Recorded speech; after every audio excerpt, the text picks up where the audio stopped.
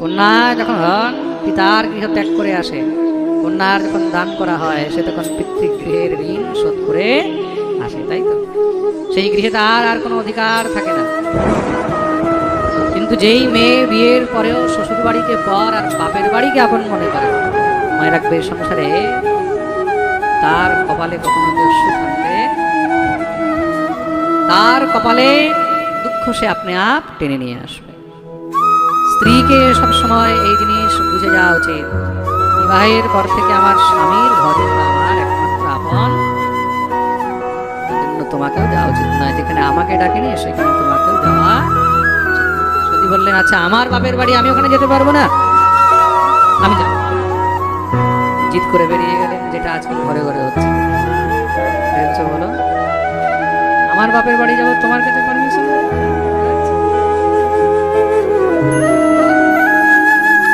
Permission নিতে হবে, সে তোমার স্বামী, তোমার কর্তা।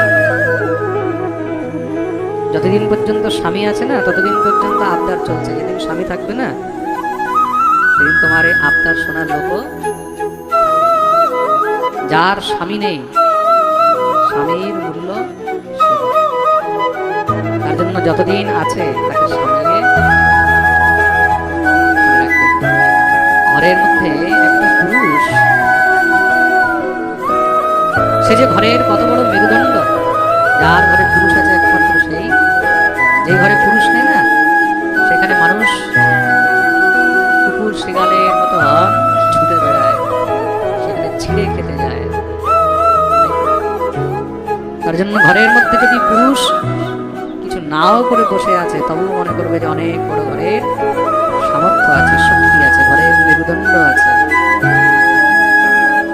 দেহের মধ্যে তার জন্য সবসময় পুরুষকে যত পারবে তত মনের শান্তি দেওয়ার চেষ্টা। মা ভগবতী অনসূয়া ভগবতী সীতাকে এই উপদেশ করেছে। আজকাল কি হয়, মানুষ বাইরে থেকে কাজ করে আসছে, পরিশ্রম করে আসছে, খেটে আসছে, রাস্তায় তার সঙ্গে কি হলো কি না হলো, কাজে কি হলো কি না হলো, ঘরের মধ্যে মেয়ে ছেলেরা এগুলো এখন বুঝতেও চেষ্টা করে না। ঘরে আসলো সঙ্গে সঙ্গে অভিযোগ শুরু, ঘরে আসতেই সঙ্গে সঙ্গে মহারাজ এই হয়েছে ওই হয়েছে। এটাতে কি হয়, এটাতে আস্তে আস্তে ঘরের মধ্যে ডিসপিউট শুরু হয়ে যায়, মনোমালিন্য শুরু হয়ে যায়, আস্তে আস্তে ঝগড়া সৃষ্টি হয়, ভালো ভালো ঘর এতে নষ্ট হয়। স্ত্রী জাতির কর্তব্য হলো স্বামীকে স্নেহ দিয়ে, প্রেম দিয়ে, আদর দিয়ে তাকে সামলিয়ে। পুরুষকে যদি সবসময় কিছু না কিছু তানা মারতে থাকে, পুরুষকে যদি সবসময় অপমান করতে থাকে, মনে রাখবে সেই গৃহ অনেক তাড়াতাড়ি নষ্ট হয়ে যায়। সেই স্ত্রী কখনো স্বামীর ঘর করতে, তার জন্য একমাত্র স্বামী হলো তার মালিক। শাস্ত্র বলেছে, কোন স্ত্রী যদি স্বামীর সেবা ছেড়ে ভগবানকেও ভজন না করে, এতটুকু পর্যন্ত লেখা রয়েছে, শাস্ত্রে লেখা রয়েছে, আর তুহু শুশ্রূষণম স্ত্রীণাম পরো ধর্মোয় মায়া। ভগবান বলছেন এই কথা কাদেরকে? গোপীদেরকে। স্ত্রী যদি স্বামীকে ছেড়ে ভগবানেরও সেবা না করে, তবুও কিন্তু ভগবান তার উপরে খুশি। পতি তার জন্য পরমেশ্বর। যদি স্বামী তাকে ভগবত সেবা নাও করতে দিচ্ছে, মনে মনে ভগবানকে ভজন করবে, মনে মনে সেবা করবে, কিন্তু তা বলে পতির বিরোধ, স্বামীর বিরোধ। যাকে তুমি বরণ করেছো, যার হাত ধরেছো, সেই হলো একমাত্র তোমার কর্তা। মনে রাখবে, সে তোমার ভরণ পোষণ করছে, সে তোমার রক্ষা করছে, তোমার দায়িত্ব তার হাতে রয়েছে। সুতরাং একমাত্র সেই ভর্তার আশ্রয় নিয়ে থাকবে। ভর্তা কি হয়? ভর্তা সে হয় যে নিজের স্ত্রীর দায়িত্ব পালন করছে। মনে রাখবে, একমাত্র এখানে সেই স্বামীর কথা বলা হয়েছে যেই স্বামী নিজের স্ত্রীর দায়িত্ব পালন করতে পারছে না, যেই স্বামী নিজের স্ত্রীর ভরণ পোষণ করতে পারছে না, তাকে কর্তা বলা হয়নি। মনে রাখবে, তাকে কর্তা বলা হয়নি। প্রেম সে বলো রাধে রাধে। স্ত্রী যদি স্বামীর ভরণ পোষণ করছে, তাহলে তখন স্বামীকে স্ত্রীর কথা মতন চলতে হবে। প্রেম সে বলো,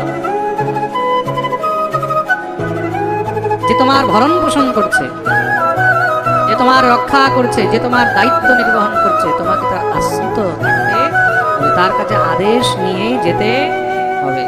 কেন? ये घर है, कोई धर्म साला नहीं है। যখন মন হলো চলে গেলাম, যখন মন হলো চলে আসলাম, এইসব ঘরের মধ্যে চলে না। তার জন্য স্বামী অনেক দরকার। স্বামী হলো ঘরের খুঁটা, পিলার।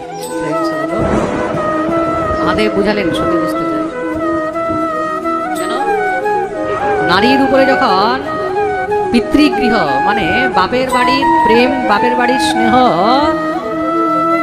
মাথার উপরে উঠে যায়, তখন সেখানে আর স্বামীর কথাও ভালো লাগে না। যখন মহারাজ বাপের বাড়ি থেকে মা ফোন করে বলে, আরে তুই চিন্তা করিস না, চলে আয়, কি হবে আমরা দেখে না, বাস তারপরে আর কি, এই তো সঙ্গে সঙ্গে ছোলা গাছে উঠে যায়।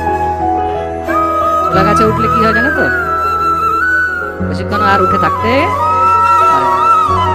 যখনই ঘরের মধ্যে মহারাজ বাপ বলে তুই চিন্তা করিস না, চলে আয়, যা হবে আমরা দেখে নেবো, বাস এখানে ঘর নষ্ট।